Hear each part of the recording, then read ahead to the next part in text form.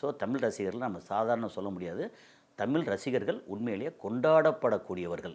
அப்போது இந்த சினிமாவுக்கு வர ஆசைப்படுறவங்க, நீ நடிக்கிறதுக்கா இருக்கலாம், டெக்னிக்கலா இருக்கலாம், டெக்னீஷியன்ஸாக வர ஆசைப்படலாம், அல்லது தயாரிப்பாளரா வர ஆசைப்படலாம், இல்லை கதை எழுதுறதுக்கோ, பாடல் எழுதுறதுக்கோ, இந்த மாதிரி எல்லாத்துக்கும் வர்றதுக்கு ஆசைப்படுறவங்களுக்கு ஒன்றே ஒன்று தான்.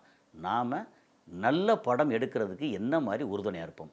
ஒரு கதையாசிரியரா, வசனகர்த்தாவா, திரைக்கதை ஆசிரியரா அவங்க வந்து பல படங்களை ரெஃபர் பண்ணி என்ன மாதிரி படங்கள் வந்து இங்கே ஓடிட்டுருக்கு, இந்த மாதிரி படங்கள்லாம் ஏன் வெற்றி அடைஞ்சி அப்படின்னு அதை அனலைஸ் பண்ணணும். எப்போவுமே என்ன சொல்லுவாங்கன்னா, பிஹெச்டி பண்ணும்போது இது வந்து முன்னாடி என்னென்னலாம் நடந்திருக்கு, இப்போ ஏதாவது ஒரு ஒரு சப்ஜெக்டை எடுத்து பிஹெச்டி பண்ண போகிறாங்க அப்படின்னா அவங்க வந்து கேஸ் ஹிஸ்ட்ரின்னு சொல்லி எடுப்பாங்க. இதுக்கு முன்னாடி எதெல்லாம் எடுத்து கண்டுபிடிச்சிருக்காங்க, அப்புறம் புதுசாக நம்ம என்ன பண்ணணும் அப்படின்னு சொல்லி ஒரு அனலைஸ் பண்ணுவாங்க. அது மாதிரி நம்ம சினிமாவில் வந்து இதுக்கு முன்னாடி என்ன மாதிரி படங்கள்லாம் வந்து ஓடி இருக்குது, அதில் வந்து யாரெல்லாம் நடிச்சிருக்கா, தெரிஞ்ச முகமா தெரியாத முகமா, அப்போ தெரிஞ்ச முகம்னா எந்த அளவுக்கு தெரிஞ்ச முகம் அப்படின்னு இந்த மாதிரி சில விஷயங்கள்லாம் அனலைஸ் பண்ணி அதுக்கப்புறம் கதை.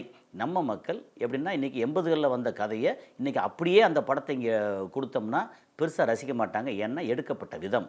ஆனால் அதே கதையை நமக்கு இன்றைக்கி கரண்ட்டு ட்ரெண்டில் என்ன மாதிரி கிட்டத்தட்ட அதே ஸ்க்ரீன் ப்ளே, அதே கதை, ஆனால் நடிப்பு வந்து முன்னாடி அந்த 80களில் 70 80களில் பார்த்திங்கன்னா அப்போ வந்து ஓவர் ஆக்டிங் நிறையா இருக்கும்.